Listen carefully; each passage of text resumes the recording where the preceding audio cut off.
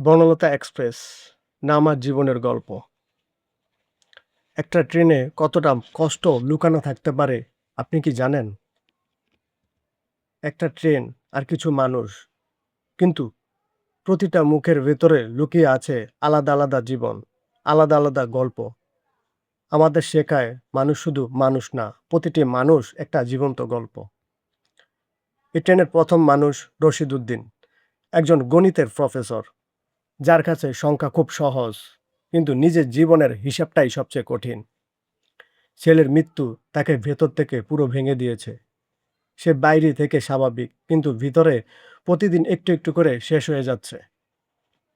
তার মনে শুধু একটাই প্রশ্ন, সবকিছুর কি সত্যি কোনো সমাধান থাকে? এরপর আসে আশাব, একজন ডাক্তার যে প্রতিদিন অন্যের জীবন বাঁচায়, কিন্তু নিজের ভেতরের ভাঙ্গা মানুষটাকে বাঁচাতে পারে না। তার মুখে হাসি আছে, কিন্তু চোখে ক্লান্তি আর শূন্যতা।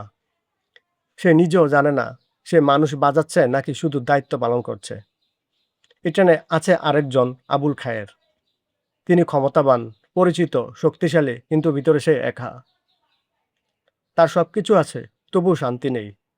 সে বুঝেছে ক্ষমতা দিয়ে অনেক কিছু পাওয়া যায়, কিন্তু মানসিক শান্তি কেনা যায় না। এরপরে আছে আজিজ। সে জানে তার হাতে সময় খুব কম, তবু সে ধীরে ধীরে পরিবার থেকে দূরে সরে যাচ্ছে। কারণ কিছু মানুষ শেষ সময় এসে নিঃশব্দে হারিয়ে যায়। তার মধ্যে ভয় নেই, আছে শুধু নীরব গ্রহণ। এই ট্রেনের নতুন জীবনের প্রতীক রুবি। তার চোখে স্বপ্ন আছে। সে ভাঙা না, সে শুরু। সে নতুন জীবন খুঁজছে, নতুন পথ, নতুন আশা। কিন্তু একই ট্রেনে আছে এক নরম অনুভূতি, চিত্রা। সে যেন মনে করিয়ে দেয়, অন্ধকার যতই গভীর হোক, একটু আলো সবসময় থাকে। তার উপস্থিতি অন্যদের ভেতরের কষ্টকে একটু হালকা করে। আর কোথাও নীরবে লুকিয়ে আছে নীলা, হারানো ভালোবাসা, অসমাপ্ত গল্প, আর না বলা অনুভূতি। এই ট্রেনের সবচেয়ে বড় সত্য হলো সবাই একসাথে, কিন্তু কেউ কাউকে পুরোপুরি চেনে না। একজন হাসছে, একজন কাঁদছে, একজন হারাচ্ছে, আর একজন নতুন শুরু করছে। একই বগিতে জীবন আর মৃত্যু পাশাপাশি বসে আছে। জীবনও এই ট্রেনের মতো, কেউ নামে, কেউ উঠে, কেউ স্মৃতি হয়ে যায়, কেউ হারিয়ে যায়।